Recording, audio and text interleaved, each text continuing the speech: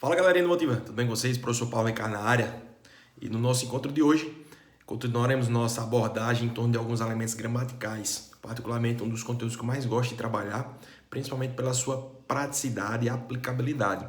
Em que momento, Paulo? Justamente na hora da redação.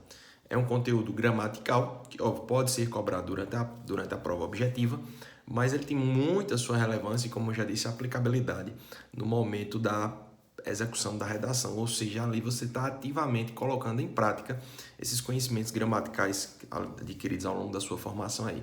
Paulo, e que conteúdo é esse? É o conteúdo que nós chamamos de paralelismo gramatical e adequação gramatical. Vou repetir, paralelismo gramatical e adequação vocabular, tá? Paralelismo gramatical e adequação vocabular.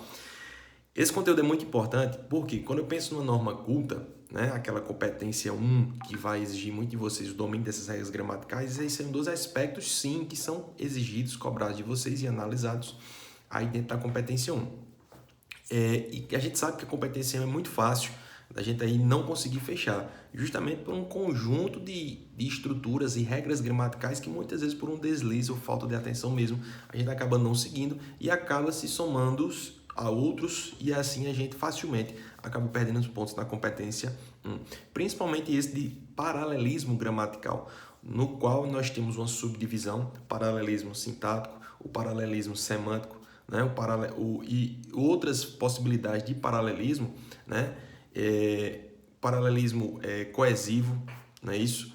Então, muitas vezes, essas formas de paralelismo são tão mínimas ou tão quase que imperceptíveis em em construções menos visíveis ou menos comuns de se prestar atenção, que acaba tirando pontos nossos, tá? Especificamente, hoje eu vou falar mais sobre a questão da adequação vocabular, para no nosso momento ao vivo mostrar mais exemplos bem representativos dessa questão do paralelismo, até para ficar mais fácil essa questão da compreensão fruto da interação.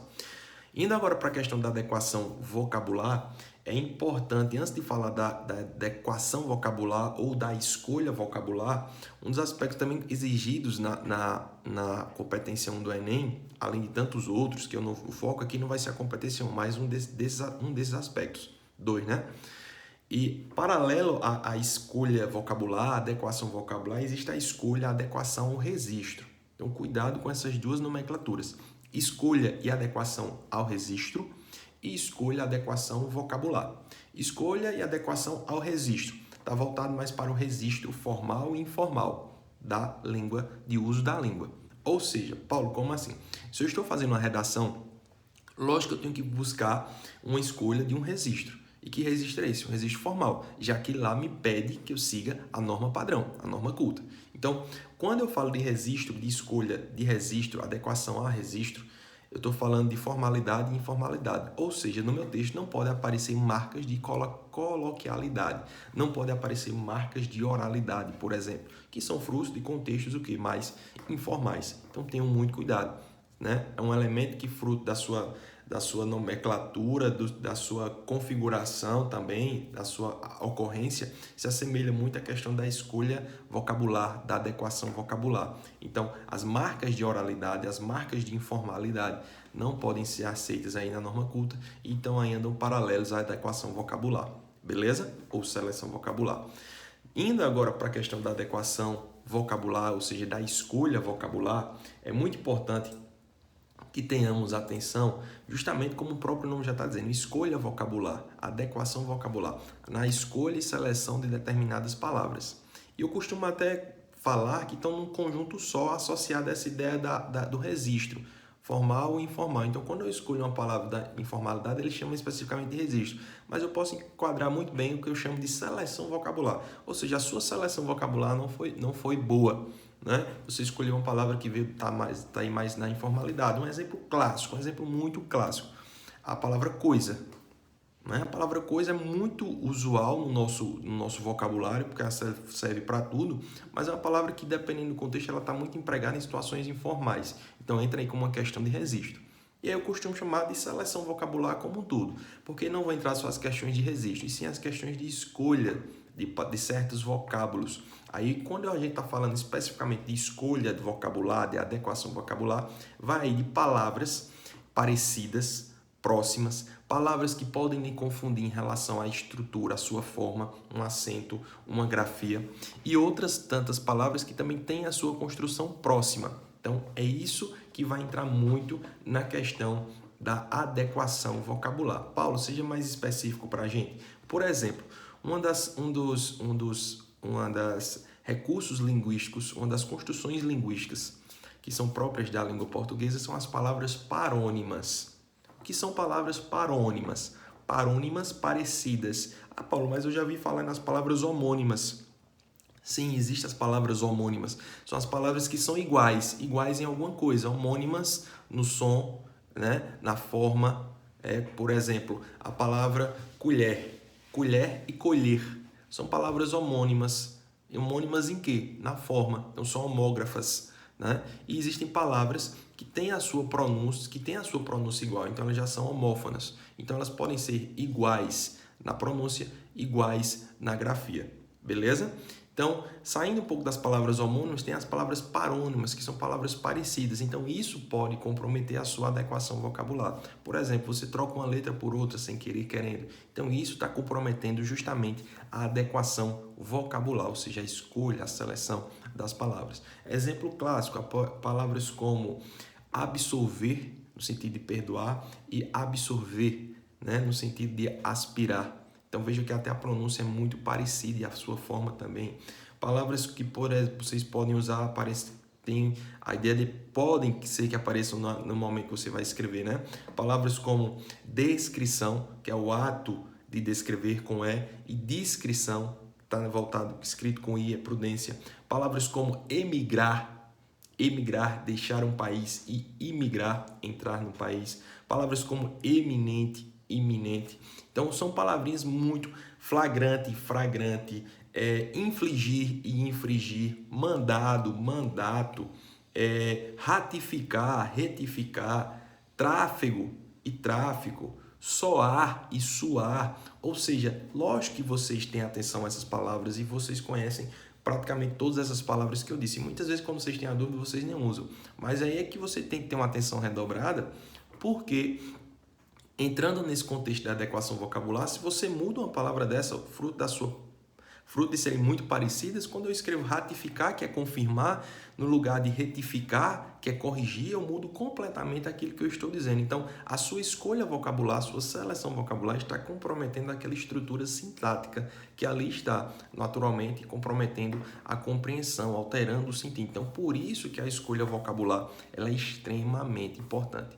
Dentro dessa questão da escolha vocabular, da seleção vocabular, estou falando dessa questão das palavras parônimas, mas tem um recurso que vocês se utilizam muito, que é a questão na hora de sinônimos, né? Que eu já bati a tecla, já chamei a atenção de vocês várias vezes, então tenham muito cuidado na utilização de certos sinônimos durante a redação.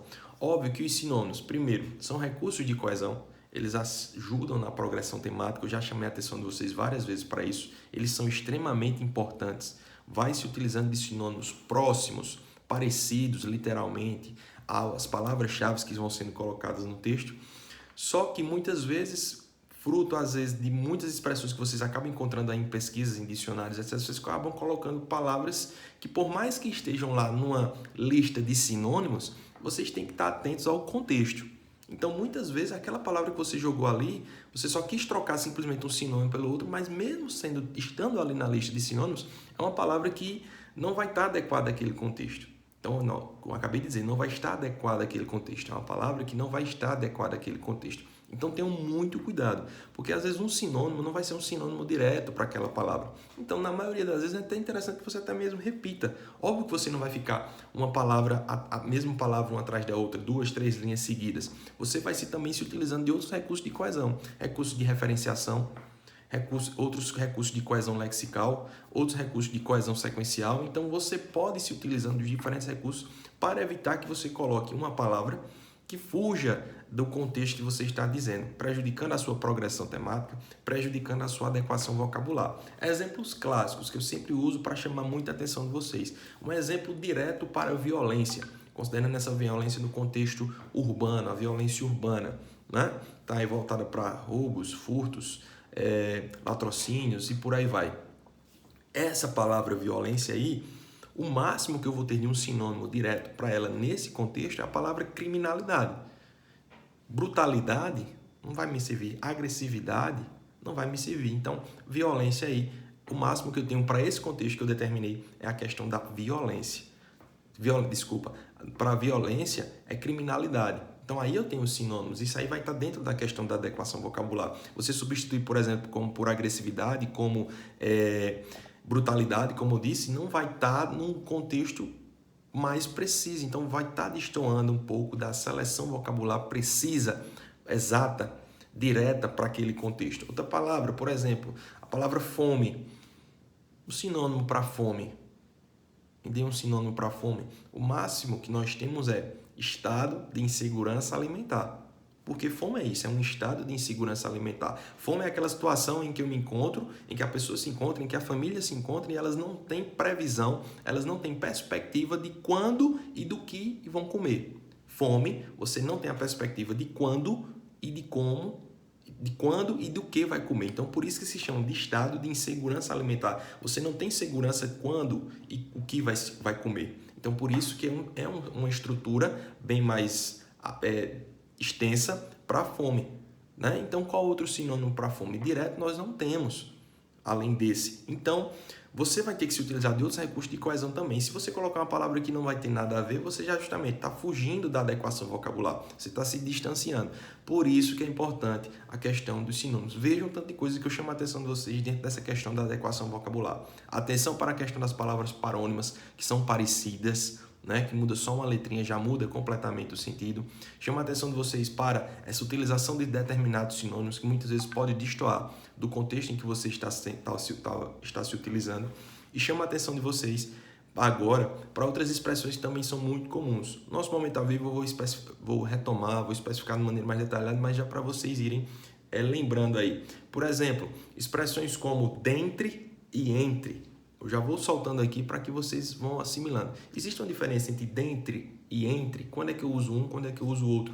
Expressões como ao invés de e em vez de, ao invés de e em vez de. Eu já ouvi essa expressão, eu uso, eu não uso, já usei errado, já fui corrigido. Vai pensando nisso. Outras expressões muito parecidas.